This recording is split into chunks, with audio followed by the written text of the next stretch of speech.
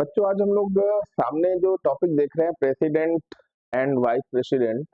जैसा कि आपने रिसेंटली अभी देखा होगा कि लोकसभा राज्यसभा में जब वक्त बिल पास हो रहा था, तो कई बार देखा जाता है कि जो फाइनली लोकसभा और राज्यसभा से पास होने के बाद राष्ट्रपति अपनी मोहर लगाता है, उस पे कहीं ना कहीं सुप्रीम कोर्ट में लोग चले जाते हैं।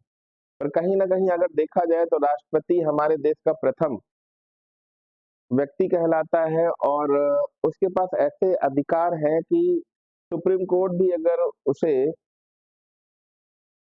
फांसी की सजा दे दे तो राष्ट्रपति ही एक ऐसा कैंडिडेट है जो उसे छोड़ सकता है। तो बहुत सारी ऐसी चीजें हैं जो राष्ट्रपति को नंबर वन बनाती है, बट कहीं ना कहीं कुछ ऐसे विवाद चल रहे हैं जहाँ पे सुप्रीम कोर्ट भी उन्हें सोचने के लिए मजबूर कर रहा है। तो चलिए जानते हैं राष्ट्रपति कौन है, क्या उसकी शक्तियां होती हैं, और वो भारत में कैसे प्रथम व्यक्ति है। उनके बारे में आज हम बहुत सारी चीजें जानेंगे। तो चलिए, हमारे भारत के जो प्रथम नागरिक है वो कौन है, उनके बारे में हम लोग जानेंगे। तो अभी तक जो राष्ट्रपति रहे हैं, अगर आप पहचानते हो तो आप उन्हें जानिए। कुछ राष्ट्रपति तो ऐसी जगहों पे अपरिचित रहे हैं, जैसे आपने एक यहाँ पे नाम देख रहे होंगे, चित्र देख रहे होंगे। इनके बारे में तो ऐसी बहुत सारी किंवदंतियां हैं कि एक ऊंचे पद पे रह के भी इन्होंने कुछ ऐसी बातें बोली जो नहीं नहीं बोलनी चाहिए, क्योंकि इन्होंने अपने कहीं ना कहीं धर्म को लेकर बहुत सारे कुठाराघात किए, जिसकी वजह से भी ये काफी फेमस रहे। तो एक ऐसा पुरुष, चाहे उपराष्ट्रपति हो चाहे राष्ट्रपति हो, कौन कौन रहे, कैसे रहे, ये सारी चीजें हम लोग यहाँ पे जानेंगे। यहाँ पे तो उपराष्ट्रपति है, पर पहले हम लोग पढ़ेंगे राष्ट्रपति, प्रेसिडेंट। हमारा प्रेसिडेंट कैसा हो। चलिए आगे बढ़ते हैं। तो वाइस प्रेसिडेंट की बात भी हम लोग कर लेंगे। देखिए, अभी हम लोग हामिद अंसारी की बात कर रहे थे। इस समय जो लेटेस्ट है, जगदीप धनखड़ जी है। तो सारी चीजें हम लोग यहाँ पर देखेंगे, जनरल नॉलेज के तहत सारी चीजें वो देखेंगे। और जो हमारी करंट प्रेसिडेंट है वो है कौन, जल्दी से बताइए। राष्ट्रपति द्रौपदी मुर्मू जी। तो मोदी, नरेंद्र दामोदर दास मोदी जो हमारे देश के प्रधानमंत्री हैं, उन्होंने भी ऐसे ऐसे लोगों को राष्ट्रपति उपराष्ट्रपति बनाया, समाज के ऐसे तबकों को बनाया जो काफी नीचे से आए थे, अपने बहुत स्ट्रगल से ऊपर आए थे और एक ऐसी पदवी पे आए जहां तक कोई सोच नहीं सकता था। तो भारत एक ऐसा लोकतंत्र है जो कहीं ना कहीं एनडीए ने उसे बहुत मजबूत बनाया है, चाहे वो भारत रत्न हो, चाहे भारत भूषण हो, चाहे राष्ट्रपति हो, चाहे उपराष्ट्रपति हो। ऐसे ऐसे लोगों को पद दिए गए जो वहां तक नहीं पहुंच पा रहे थे, पर उनको कहीं ना कहीं एक ऐसा रास्ता मिला सरकार के द्वारा, जो आज वो प्रथम नागरिक के रूप में या प्रथम नागरिक बन के उभरे। तो आगे बढ़ते हैं कुछ ऐसी ही जानकारियों के साथ, बहुत ही अच्छी जानकारियों के साथ। जो सबसे पहले आप देख रहे हैं ना, प्रेसिडेंट मतलब राष्ट्रपति, राष्ट्रपति मतलब प्रेसिडेंट। तो राष्ट्रपति मतलब राष्ट्र को, पूरे राष्ट्र को एक जानने वाला, पहचानने वाला एक प्रथम नागरिक के रूप में जो राष्ट्रपति है। तो president is the part of the union and executive of India. जो हमारा संघ है, भारत एक संघ है, उसका एक union executive of India. He is the head of Indian state.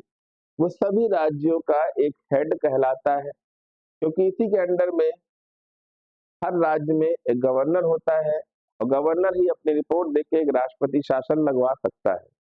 जब सारे कानून वहां पे फेल्योर हो जाए तो वो राष्ट्रपति शासन भी लगवा सकता है। अब ये राष्ट्रपति वाला जो पार्ट है, भाग 5, अनुच्छेद 52 से लेकर 151, मतलब जो आर्टिकल की अगर हम लोग बात करें, तो आर्टिकल 52 से लेकर 151 तक बहुत सारी ऐसी चीजें हम लोग पढ़ेंगे जिसमें हम इनके बारे में जानेंगे। तो प्रेसिडेंट, आर्टिकल 52 से लेकर 61 तक जो प्रेसिडेंट के रूल दिए हुए हैं, उनको हम लोग यहाँ पर जानेंगे। कौन कौन थे, जैसे आपने अबुल कलाम आजाद का नाम सुना होगा, ठीक है। एपीजे अब्दुल कलाम का नाम सुना होगा, राजेंद्र प्रसाद रहे हो, चाहे वो आपके क्या नाम था, प्रणब मुखर्जी जी रहे हो, बहुत सारे ऐसे लोग थे। चलिए आगे बढ़ते हैं। 52 से 61 तक जो आर्टिकल है जिसमें राष्ट्रपति के बारे में विवेचना की गई है, उनके बारे में चीजें बताई गई हैं, उनको हम यहाँ पर देखेंगे। तो इलेक्शन ऑफ द प्रेसिडेंट मतलब प्रेसिडेंट जो हमारा राष्ट्रपति है उसका चुनाव कैसे होता है भाई। तो चुनाव के बारे में जानने के लिए हम लोग यहाँ पर बात कर रहे हैं, भाई वो कैसे चुना जाता है, इन चीजों के बारे में हम लोग यहाँ पर जानेंगे। तो देखिए सबसे पहली जो लाइन लिखी हुई है, ध्यान से देखिएगा, प्रेसिडेंट ऑफ इंडिया मतलब जो भारत का राष्ट्रपति है is elected by N electoral college consisting of. तो इलेक्टेड मेंबर जो पहले से चुने हुए मेंबर हैं लोकसभा और राज्यसभा के, मतलब both of the houses, Lok Sabha और Rajya Sabha, of parliament and legislative assemblies of the state, ठीक है। इलेक्टेड मेंबर मतलब जितने भी चुने हुए मेंबर हैं लोकसभा और राज्यसभा के, national capital territory of Delhi and the union territory of Puducherry. The president election is held in accordance with the system of proportional representation by means of single transferable vote, single transferable vote, voting system single जो चुनाव संक्रमण है उसके तहत होता है। अब वो कौन सी चीज है, वोटिंग कौन सी है, आप देखिएगा यहाँ पर बहुत इंपॉर्टेंट है, समझते रहिएगा। अब एलिजिबिलिटी क्राइटेरिया मतलब कहीं ना कहीं एक राष्ट्रपति के योग्य होने के जो जो विवेचनाएं हैं वो क्या क्या है, एलिजिबिलिटी क्या है। He must be a India citizen, भाई सबसे पहले नंबर पे तो वो भारतीय नागरिक होना ही चाहिए। अब भारतीय नागरिक नहीं होगा तो अगर वो कोई विदेशी होगा, चाहे वो पाकिस्तान का हो, चाहे बांग्लादेश का हो, चाहे अफगानिस्तान का हो, चाहे वो इटली का होगा, अगर वो विदेशी है तो भाई वो भारत के लिए योग्य कैसे होगा, भारत के बारे में कैसे सोचेगा। 1.5 अरब जो पॉपुलेशन है, जो बाहर का रहने वाला है, विदेशी है, उनकी भाषा को कैसे समझेगा। भाषा तो छोड़ो, उनकी आर्थिक जो गरीबी है उसको कैसे समझेगा, क्योंकि वो बाहर का है। बाहर की खुफिया एजेंसियां जो भी हैं उनके लिए खतरनाक हो सकता है। तो कहीं ना कहीं सबसे पहले नंबर पे भारत का नागरिक होना बहुत बहुत जरूरी पार्ट है। और दूसरा, should have completed the age 35 years, मतलब 35 साल एक मेच्योर से भी ऊपर की बात हो चुकी होती है। 35 साल में कहीं ना कहीं एक ऐसा बंदा मेच्योर हो जाता है जो देश दुनिया को जानने लगता है। और कहीं ना कहीं हमारे वहां तो अभी सब ऊपर ही बने हुए हैं, इतना यंग प्रेसिडेंट तो अभी कोई नहीं बना। Should be qualified for election as a member of the Lok Sabha, should not hold any office of profit, मतलब किसी भी वो लाभ के पद पे नहीं होना चाहिए कि कहीं और नौकरी कम कर रहा है, पैसे भी कमा रहा है, और उसको राष्ट्रपति बना दिया जाए तो वो अपने हित के लिए काम करने लगेगा ना, अपने हित के लिए काम करेगा, ऐसा राष्ट्रपति थोड़ी ना चाहिए। मतलब कोई भी प्रॉफिटेबल पद पे ना हो। और the oath is administered by the chief justice of India and his options by the senior most judges of the Supreme Court available, मतलब जो उसे शपथ दिलाई जाती है, कौन दिलाएगा, चीफ जस्टिस।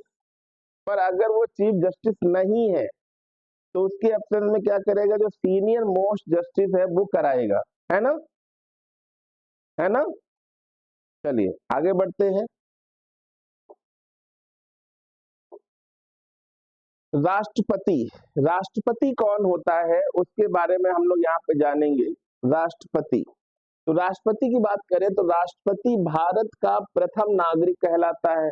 ओके, राष्ट्रपति देश का संवैधानिक प्रधान होता है। ओके, राष्ट्रपति केवल नाम मात्र का कार्यपालिका प्रमुख होता है, नाम मात्र का कार्यपालिका प्रमुख होता है। भारत में प्रधानमंत्री कार्यपालिका का वास्तविक प्रमुख होता है, प्रधानमंत्री। ओके, अब हम बात करते हैं आर्टिकल 52। भारत का एक राष्ट्रपति होगा। आर्टिकल 52 क्या कह रहा है बच्चों की भारत का एक राष्ट्रपति होगा और संघ की कार्यपालिका, अनुच्छेद 53 आर्टिकल 53 क्या कह रहा है कि executive power of the union, मतलब संघ की कार्यपालिका शक्ति भी उसी में निहित होंगी। भारतीय संघ की कार्यपालिका शक्ति राष्ट्रपति में ही निहित होती है। तो ये भी एक इंपॉर्टेंट फैक्ट हो गया। आगे बढ़ते हैं।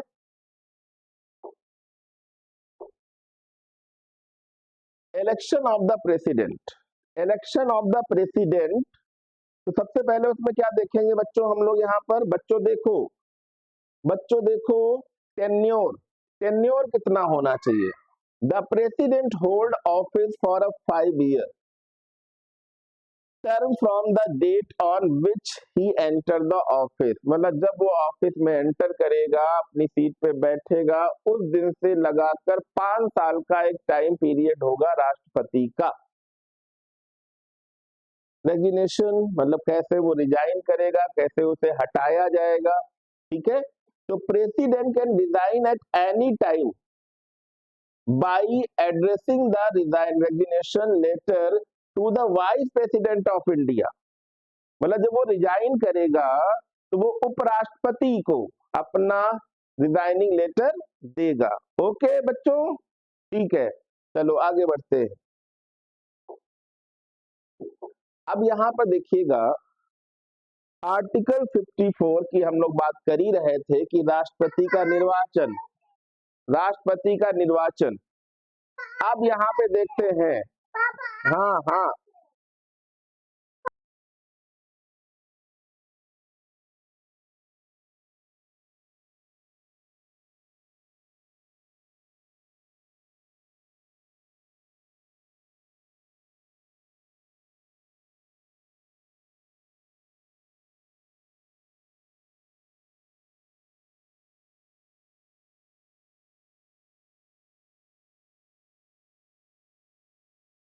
अब आगे बढ़ते हैं। यहाँ पर देखिएगा, देखो बच्चों यहाँ पे राष्ट्रपति का निर्वाचन, इलेक्शन ऑफ प्रेसिडेंट कौन कराता है, तो यहाँ पे देखिएगा सबसे पहले लिखा हुआ है कौन कराता है। तो कौन कराता है, चुनाव आयोग कराता है। कौन कराता है, चुनाव आयोग कराता है। इलेक्शन कमीशन, हाँ इलेक्शन कमीशन कराता है। अब इलेक्शन कमीशन कराता है, कौन करता है, तो यहाँ पे देखिएगा इलेक्टोरल कॉलेज मतलब निर्वाचक मंडल करता है।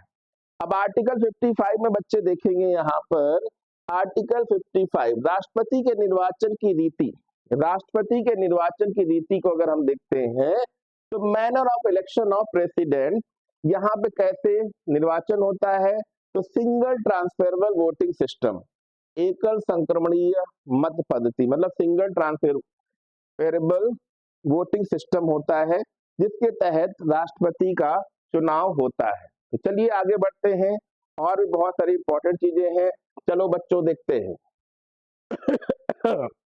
अब यहाँ पर देखिएगा कि भाई आर्टिकल 56 अगर हम यहाँ पर देख रहे हैं तो राष्ट्रपति का कार्यकाल मतलब टर्म ऑफ प्रेसिडेंट, अभी मैंने बताया था कि जब वो अपने ऑफिस में एंटर करेगा, सीट पे बैठेगा, तब से राष्ट्रपति अपने पद ग्रहण की तिथि से 5 वर्ष की अवधि तक पद धारण करेगा। और आर्टिकल 57 में पुनः निर्वाचन के लिए मतलब एलिजिबिलिटी फॉर री इलेक्शन, मतलब कहीं ना कहीं अगर वही राष्ट्रपति दोबारा से फिर से राष्ट्रपति बनेगा तो उसके लिए भी इलेक्शन जरूरी है। ऐसा नहीं है कि हम बने थे चलो आगे हम ही बनेंगे, उसके लिए भी इलेक्शन जरूरी है कि भाई एक बार राष्ट्रपति बनने के बाद भी दोबारा राष्ट्रपति चुनाव लड़ा जा सकता है।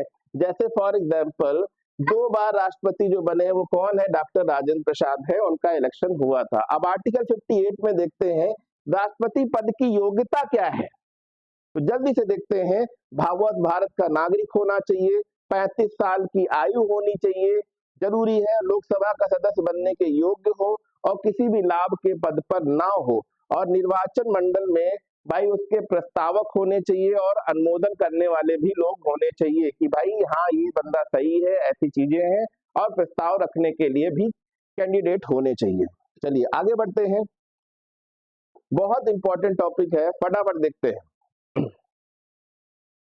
अनुच्छेद 59, आर्टिकल 59 में बच्चों देखते हैं, आर्टिकल 59 में बच्चों देखते हैं यहाँ पर क्या होगा कि राष्ट्रपति पद के लिए शर्तें, सबसे पहले उसे 15,000 रुपए जमानत राशि देनी पड़ेगी। मान लिया अगर वो नहीं जीता तो 15,000 रुपए उसको जमानत में चले जाएंगे। सबसे पहले वो पागल ना हो, दिवालिया ना हो, मतलब कहीं ना कहीं ऐसा ना हो कि जितनी उसकी संपत्ति है उससे ज्यादा वो लोन लिए बैठा हुआ है। आर्टिकल 60 में देखते हैं राष्ट्रपति द्वारा शपथ। भाई जो ओथ बाई प्रेसिडेंट है, राष्ट्रपति को जो शपथ है वो कौन दिलाता है? सुप्रीम कोर्ट का मुख्य न्यायाधीश दिलाता है। उनकी अनुपस्थिति में सुप्रीम कोर्ट के वरिष्ठ न्यायाधीश शपथ दिलाते हैं। आगे देखते हैं बच्चों, देखो आगे बच्चों देखते हैं आर्टिकल 61 कि राष्ट्रपति पर महाभियोग, मतलब जो impeachment of president, impeachment of president मतलब प्रेसिडेंट को भी कैसे हटाया जाए, महाभियोग लगवाया जाए। तो जब राष्ट्रपति किसी विदेशी राष्ट्र के प्रभाव में आ जाए, मतलब किसी तरह से वो पाकिस्तान बांग्लादेश के संपर्क में अगर आता है, तो एक किसी भी देशद्रोही गतिविधियों में आ रहा है, तो उसके लिए इम्पीचमेंट ऑफ द प्रेसिडेंट लगाया जाएगा। ओके, अब यहाँ पे संविधान का अतिक्रमण करने पर, अगर वो किसी तरह से संविधान पर अतिक्रमण कर रहा है तो भी हो सकता है। ठीक है, हाँ हाँ ओके। अब यहाँ पर देखिएगा राष्ट्रपति पर महाभियोग की प्रक्रिया कैसे लगाई जाती है। देखिए यहाँ पर, अब यहाँ पे संसद के किसी भी सदन द्वारा राष्ट्रपति पर महाभियोग लगाया जा सकता है, चाहे वो लोकसभा हो चाहे राज्यसभा हो। आगे देखते हैं बच्चों, महाभियोग लगाने से पहले राष्ट्रपति को 14 दिन पहले बताना भी पड़ता है, लिखित सूचना भी देनी पड़ेगी जिस पर 1/4 सदस्यों के सिग्नेचर होंगे। आगे देखते हैं, संसद के जिस भी सदन में प्रस्ताव पारित हो जाए उस सदन के 2/3 सदस्य प्रस्ताव के बहुमत दे, और उसके बाद दूसरे सदन में भी वह प्रस्ताव 2/3 बहुमत से पास हो, तब जाकर राष्ट्रपति को उसके पद से हटाया जा सकता है। राष्ट्रपति के अधिकार और शक्तियां, जब उसकी नियुक्ति हो जाती है तो उसके बाद कौन कौन से अधिकार मिलते हैं, वो प्रधानमंत्री की नियुक्ति करेगा, प्रधानमंत्री की सलाह पर मंत्रिपरिषद डिसाइड करेगा, सर्वोच्च न्यायालय उच्च न्यायालय के मुख्य न्यायाधीशों की नियुक्ति होगी, भारत के नियंत्रक एवं महालेखा परीक्षक की नियुक्ति करेगा, और राज्यपाल संसार जितने भी राज्य है उनके राज्यपालों की नियुक्ति भी राष्ट्रपति ही करेगा। तो बहुत सारे ऐसे पावर हैं उसके पास। देखिए जैसे अगर हम कानूनी शक्तियां देखें तो राष्ट्रपति के हस्ताक्षर के बिना कोई भी कानून नहीं बनता, पर उसके बाद सुप्रीम कोर्ट कहीं ना कहीं अड़ंगा लगा देता है, तो ये तो कहीं ना कहीं बेकार है। राष्ट्रपति के दोनों सदनों के संयुक्त अधिवेशन बुलाने का भी अधिकार है, चाहे वो लोकसभा हो चाहे राज्यसभा हो। जो भी अधिवेशन बुलाए जाएंगे, चाहे वो शीतकालीन हो चाहे ग्रीष्मकालीन हो, कोई भी हो अधिवेशन वो राष्ट्रपति ही बुलाएगा। तो लोकसभा को भंग करने संबंधी अधिकार भी राष्ट्रपति के ही होंगे बच्चों। संसद में निम्न विधेयक को पेश करने से पहले राष्ट्रपति की सहमति आवश्यक है, चाहे वो धन विधेयक हो, नए राज्यों के निर्माण, वर्तमान राज्यों की क्षेत्र सीमाओं या नामों परिवर्तन संबंधी विधेयक हो, संचित निधि में व्यय करने वाले विधायक हो। संचित निधि मतलब जो भी कहीं ना कहीं टैक्स से संबंधित पैसा आया है, जो पैसा स्टोर है, उसको भी अगर कहीं से व्यय करना है तो व्यय करने वाले जो विधायक वो भी राष्ट्रपति से ही पूछेंगे। अब अगर हम देखें संसद के सदस्यों को मनोनीत करने का अधिकार, तो जो संसद में सदस्य हैं उनको मनोनीत कैसे किया जाएगा, उनको मनोनीत कैसे किया जाएगा, तो उनको हम यहाँ पर देखते हैं। तो राष्ट्रपति राज्यसभा में 12 सदस्यों को मनोनीत करते हैं, और पहले लोकसभा में 2 आंग्ल भारतीय समुदाय के व्यक्तियों को भी मनोनीत करते हैं। संविधान संशोधन 104 के अंतर्गत एंग्लो इंडियन का आरक्षण अब खत्म कर दिया गया है, तो इसको भी देखिएगा, एंग्लो इंडियन का भी आरक्षण अब खत्म कर दिया गया है। ठीक है, अब यहाँ पे देखते हैं, अब आगे देखते हैं यहाँ पे राजनीतिक शक्तियां कौन कौन सी हैं। तो राजनीतिक शक्तियां कौन कौन सी हैं, राजनीतिक शक्तियां कौन कौन सी हैं, हाँ तो राजनीतिक शक्तियां भी हम यहाँ पे देखते हैं कि राजनीतिक शक्तियां कौन सी हैं। तो दूसरे देशों के साथ कोई भी समझौता या संधि राष्ट्रपति के नाम से ही किया जाता है। ठीक है, राष्ट्रपति विदेशों के लिए भारतीय राजदूतों को नियुक्ति करते हैं, और भारत में विदेशों के राजदूतों की नियुक्ति का अनुमोदन भी करते हैं। अब सैन्य शक्तियां कौन कौन सी हैं तो वो भी हम लोग देखते हैं। तो बिना राष्ट्रपति के हस्ताक्षर किसी भी देश से युद्ध ना तो शुरू किया जा सकता है और ना ही खत्म किया जा सकता है। तो सोचिए कितनी सारी पावर राष्ट्रपति में निहित होती हैं, फिर भी कुछ लोग राष्ट्रपति को नहीं मानते हैं। सैन्य बलों की सर्वोच्च शक्ति राष्ट्रपति में ही सन्निहित होती है। जितने भी तीनों सेनाएं हैं, जल थल थल नभ, जो भी सेनाएं हैं वो सारी शक्तियां राष्ट्रपति में ही सन्निहित होती है, राष्ट्रपति ही आदेश देता है। तो चलिए आगे बढ़ते हैं कुछ और इंपॉर्टेंट चीजों को लेकर। अब आगे देखिएगा,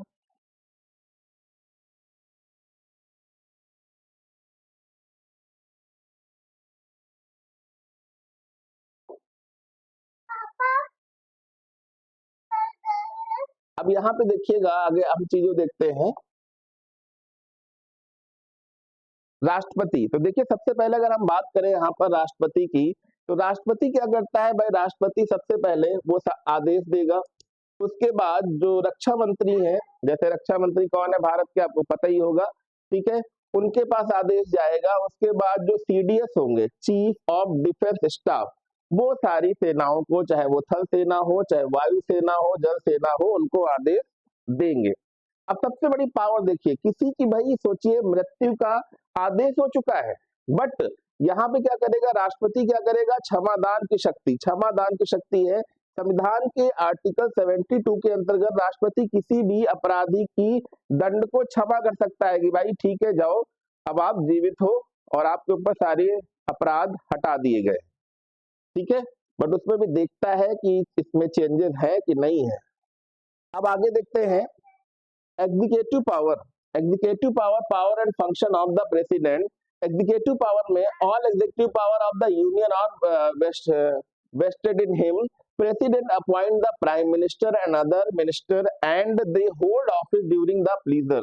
He also appoint governor of the state, attorney general of India, controller and auditor general of India, the chief election commission and the election commissions, the chairman and member of UPSC, the chairman and the member of the finance commission। तो इतने सारे लोगों को elected करता है, चुनता है, ये सब राष्ट्रपति की ही अपनी एक शक्तियां हैं।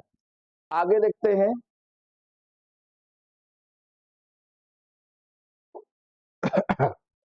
Power of the function of the president. अब लेजिस्लेटिव पावर क्या है, तो भाई president of the human and इन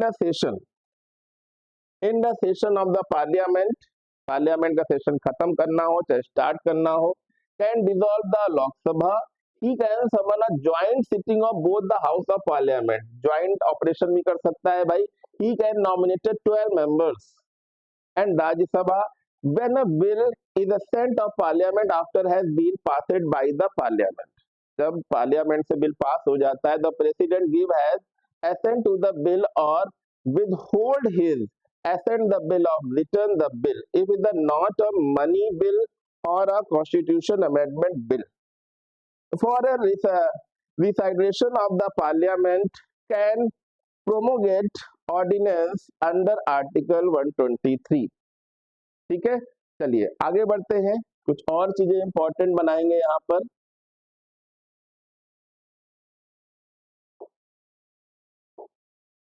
बहुत इंपॉर्टेंट विशेष शक्तियां, जैसे अभी हम लोग बात कर रहे थे विशेष शक्तियां कौन है, तो विशेष शक्तियों में अगर हम लोग बात करें कि भाई राष्ट्रपति को गिरफ्तार नहीं किया जा सकता। राष्ट्रपति प्रथम पुरुष है, तीनों सेनाएं इसके अंडर में है, तो आप उसे ऐसा नहीं है कि कोई अपने कुछ आवेश निकालने हो तो उसको गिरफ्तार करवा ले। राष्ट्रपति को आप किसी तरह से भी गिरफ्तार नहीं कर सकते जब तक वो अपने पद पे है, किसी भी तरह से विरोध में ना, किसी भी राष्ट्रपति पर फौजदारी मुकदमा, क्रिमिनल केस नहीं चलाया जा सकता, किसी भी तरह का केस भी आप नहीं चला सकते, क्योंकि जब वो किसी दूसरे की मृत्यु की छूट दे रहा है तो आप उस पर केस कैसे चला सकते हैं। चाहे तो अपने आप में कुछ भी चेंज कर ले। आपातकालीन शक्तियां क्या है, राष्ट्रीय आपातकाल, जैसे अगर किसी देश से युद्ध हो जाए, किसी भी तरह की परेशानी हो जाए, तो राष्ट्रीय आपातकाल अनुच्छेद 352। राष्ट्रपति शासन, भाई किसी भी राज्य में अगर किसी तरह से, जैसे पश्चिम बंगाल हो या किसी भी अन्य राज्य में किसी भी तरह की शक्तियां खत्म हो रही हैं, वहां किसी भी तरह का संविधान का सोर्सेस लागू नहीं हो पा रहा है, लोग उसके विरोध में खड़े हुए हैं, तो राष्ट्रपति शासन लगाया जाएगा 356 मतलब 50